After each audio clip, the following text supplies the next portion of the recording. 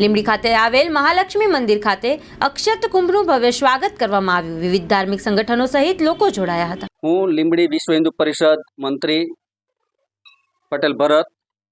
આપણે અક્ષત કુંભ જે અયોધ્યાથી આવેલો છે તે આપણે અનેરો આનંદ છે એનાથી, અને સૌએ હર્ષભેર એનું સ્વાગત કર્યું છે. બહેનો, દીકરીઓ, ભાઈઓ, બજરંગ દળના બધા પદાધિકારીઓ, વિશ્વ હિન્દુ પરિષદના પદાધિકારીઓ બધા જ સાથે રહીને એકદમ સરસ મજાનું સ્વાગત થયું છે. અને આપણે જે 22 તારીખે જે આપણે અયોધ્યા જે પ્રાણ પ્રતિષ્ઠા થઈ રહી છે એના અનુસંધાને આપણે દરેક મંદિરે, મહાલક્ષ્મી મંદિરે વિશેષ આપણે આયોજન કરેલું છે. 22 તારીખે તે દિવસે ધૂન રાખેલી છે, હનુમાન ચાલીસાના પાઠ રાખેલા છે. તો 11 થી અને 1 આપણે દરેક મંદિરે દરેક વ્યક્તિએ હાજર રહી અને સ્વયં આપણે દિવાળી જેવો માહોલ આપણે ઊભો કરવાનો છે. તો એથી આપણે દરેક વ્યક્તિએ એનો લાભ લઈ શકશું. ઘરે ઘરે દીપ પ્રાગટ્ય કરશું અને ઘરે ઘરે આપણે જેમ દિવાળી ઉપર આપણે બાયણા ઉપર આપણે જે ચાંદલા કરવી છે, રંગોળી દોરવી છે અને જે આપણે દીવા પ્રગટાવીએ છીએ એવી રીતે દીવા પ્રગટાવીને આપણે દરેક ઘરે અયોધ્યાનું આપણે અનેરો લાભ લઈશું. બસ મહાલક્ષ્મી મંદિરે આપણે આવ્યો છે તો હવે આજ 1 તારીખ એટલે અહીંયા પૂર્ણ થશે. અને અહીંયાથી પછી આ જે દરેક ઘરે ઘરે આમંત્રણ પત્રિકા અને રામ મંદિરનો ફોટો એ આપણે દરેક ઘરે ઘરે અને ચોખાની પોટલી મળશે આમંત્રણ પત્રિકા સાથે.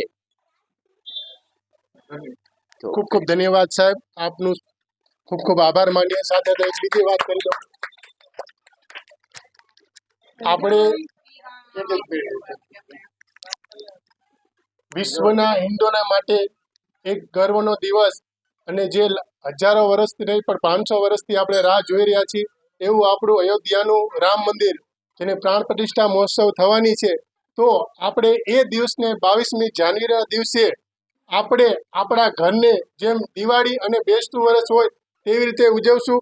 આપણા ઘરની અંદર રંગોળી તેમજ સુશોભિત કરશું, તેમજ આપણા ઘરની અંદર દીવડા પણ પ્રગટાવશું અને સૌ લોકો ભેગા મળી રામધૂન પણ કરીશું. અને સાથે સાથે આપણે સૌ આપણા ઘર તેમજ આપણા શહેરી મોહલ્લો વિસ્તાર હોય ત્યાં નવું વર્ષ જેમ દિવાળી અને બેસતું વર્ષને નવું વર્ષ હોય એવી રીતે 22મી જાન્યુઆરીએ આપણા ઘરને, ગામને, શહેરને, જિલ્લાને, તાલુકાને જે પણ હોય એ 22મી જાન્યુઆરી એટલે આપણા માટે નવું વર્ષ છે.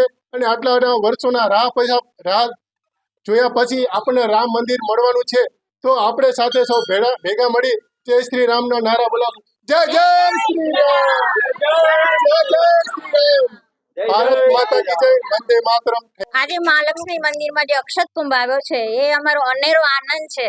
અને એ જે કુંભ જ્યારે શરૂઆતથી મંદિર પાસે આવ્યો ત્યારે આમ અંદરથી અનુભૂતિ અલગ જ થતી હતી. એમ થાય કે આહા, આપણે અયોધ્યામાં પહોંચી ગયા હોય એવો સરસ આનંદ અમે બધા અહીંયા લીંબડીની જનતાઓ લેતા હતા.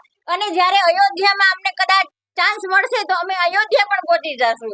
એટલો આનંદ અમને આજે મળ્યો છે 22 જાન્યુઆરીએ. અને આ મહાલક્ષ્મી મંદિરમાં સરસ મજાનો પ્રોગ્રામ કરવામાં આવ્યો છે કે હનુમાન ચાલીસા છે, રામધૂન છે, એ બધું સરસ રીતે અમે બધા ઉજવ્યા. અને બધાના ઘરે દીવા પ્રગટાવવાના છે, સાથિયા પુરાણ છે, રંગોળી બનાવવાની છે. અને આ ભાવિ જનતાને બધાને લાભ મળે એ આઝાદભાઈ બહુ સરસ કામ કર્યું છે, એની માટે ગૌરવ અનુભવું છું. જય જય શ્રી રામ, જય જય શ્રી રામ.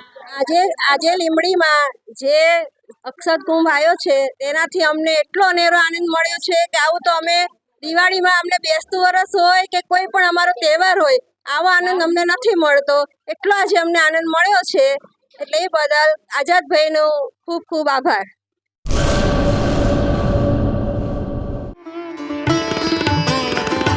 રાપર તાલુકા શહેર અને ગામની તમામ જાહેર જનતાને જણાવવાનું કે રાપર શહેરની મધ્યે મોહનકુંજ એપાર્ટમેન્ટ, સલારી નાકા પાસે સંજીવની હોસ્પિટલ ખાતે જનરલ હાડકાની સારવાર અને ચામડીના રોગોની સારવાર કરવામાં આવે છે. સેવા આપતા ડૉક્ટર પ્રવીણભાઈ રાંગી, ડૉક્ટર સાગર સોલંકી અને ચામડી રોગના સ્પેશિયાલિસ્ટ ડૉક્ટર મિતેશભાઈ ઠક્કર આવશે. ચામડી રોગના ડૉક્ટર પ્રવીણ ત્રીજા રવિવારે સેવા આપશે.